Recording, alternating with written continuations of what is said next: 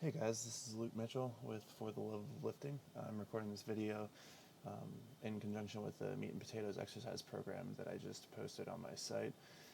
This video is going to cover the accessory lifts that are in the program, starting off here with the pay-loft press, which is basically an ab exercise, and the entire point of the exercise is to resist rotation.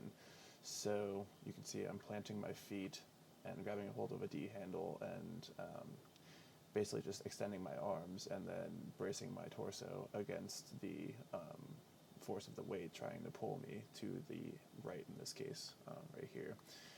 And I'll show you from another angle in just a second. So start off by taking a wide, solid stance, and then from there, once you're extending your arms, just focus on keeping your entire body together as one unit. So you're just staying very tight and stable, and you're going to feel the load in both your abs and your hips if you're doing this correctly. And this exercise is nice because it's just going to increase the overall stability of your torso and your hips, which is not necessarily going to make a night and day difference with your compound lifts, but it's going to help out with those and also just general athleticism. So next up are pull-ups, which are, I guess fairly self-explanatory. You just grab a bar and hoist yourself up. Of course, you're going to be doing this to whatever ability you can. If you're able to, then I would say try to avoid swinging. Make sure you're going through a full range of motion. And I switch up grips in this video a few times here, just because I'm not going to stress that one is more important than the other. Really, I think it's probably most beneficial to pull from a variety of different grip widths and orientations. Personally, I think my favorite is probably a neutral grip where your hands are facing each other, but go ahead and try out all of them, find what works best for you, and try doing different variations on different days, or even just mixing them up mid-workout. You can never really go wrong with that. So up next is going to be the back extension, which I put in this program primarily as a glute and hamstring exercise. You'll see when a lot of people do back extensions, they tend to hyperextend or they're almost facing straight up by the end of the movement. But you'll see in this video right here that I'm only going to about the point where my torso is parallel with the ground, and it's hard to really see from this, but what I'm doing is just focusing on contracting my hamstrings on the way up and then really squeezing my glutes at the top, just to give these two muscles some more volume and get them built up, because most people are lacking in those departments. And you'll see here, I'm going to show you a couple different ways where you can load the movement. Right now I'm using a plate held right up next to my head. A lot of times people also like to hold plates on their chest or what have you. Really, I wouldn't worry about adding load at all until you're able to do these with body weight and really feel your glutes and your hamstrings contracting, because that's primarily what I want you to get out of this movement. And what you're seeing now is just another way that I like to add load to this movement. It looks uncomfortable. I really don't think it's that bad, and personally, for me, it just feels a lot better than trying to manipulate, hold a plate over my head or whatever. But again, I wouldn't worry about adding load until you get pretty proficient at doing these and really feeling them in the right places, the glutes and the hamstrings, with just your body weight. So keep practicing that until you got it done pat, and then start worrying about stuff like adding weight. So next up is going to be the ab wheel, or ab rollout, or whatever you'd like to call it. So just like with the pay-loft press, you want to focus here on keeping your entire torso as tight as possible. And here, squeezing your glutes helps a lot with this. And you're basically just going to roll out and then squeeze your glutes and squeeze your abs as hard as you can to pull your hips back until you're back up to your starting position. And your lats are going to be doing some work too, just the nature of this movement.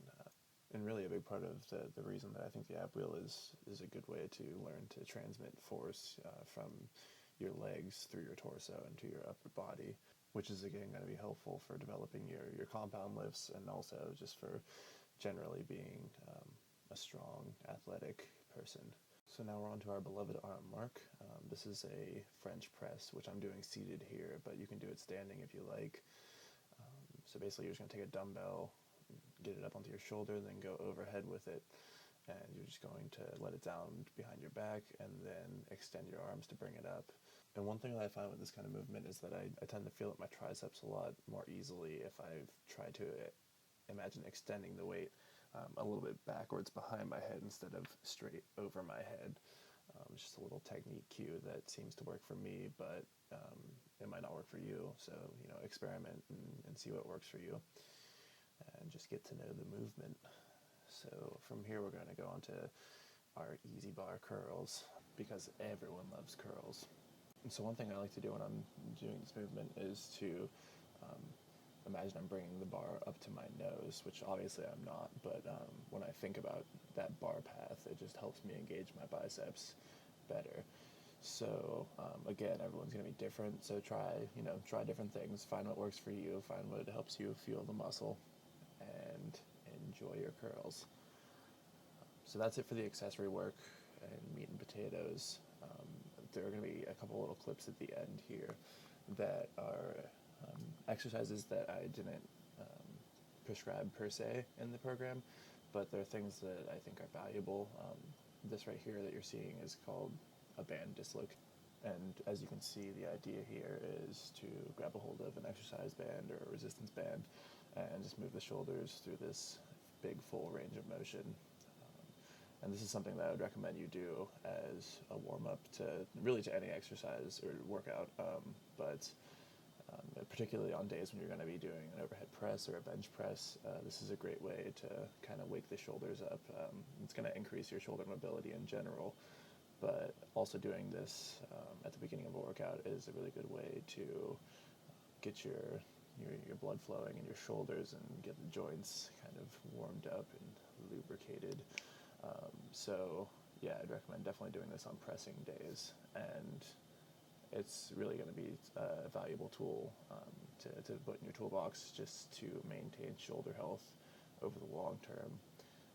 I actually, in the past, like years ago, was having issues with my shoulders, and starting to do these every day, or at least like every other day, definitely improved my situation back then. So I would recommend doing them even if you don't have shoulder pain or your shoulders don't feel tight. It's just a good thing to do as a preventative measure, and it's easy. As you can see, I'm doing a crap load of them, so if you want to just do one set and just do them until it burns, until you don't want to do them anymore, and you'll be ready to go. So I think, judging by the look on my face, that's the last one, and moving on to the next clip is just going to be a band pull apart. I have a light band here, and the point of these is basically just to give your rear delts and your upper back some extra volume, and it's a really light load, but it's a good way to, again, get the blood moving and everything. And I like to do these in between sets of like bench press, just to provide some counterbalance. You're doing all that pressing. It's good to maintain a close ratio between your pressing and your pulling, and while this obviously isn't super intensive, it's a good way to at least get some of that opposite action in without really interfering with my strength for the next set of bench press or whatever I happen to be doing at the moment. So that's it for this video, guys. If you haven't actually read the article yet, then feel free to visit my site. It's linked below in the info. It's just theloveoflifting.com. Thank you for stopping by and listening, and if you like it, subscribe, like the video, and check out the website. There's some other stuff there that you might find interesting. So thanks, guys, and I will talk to you next time.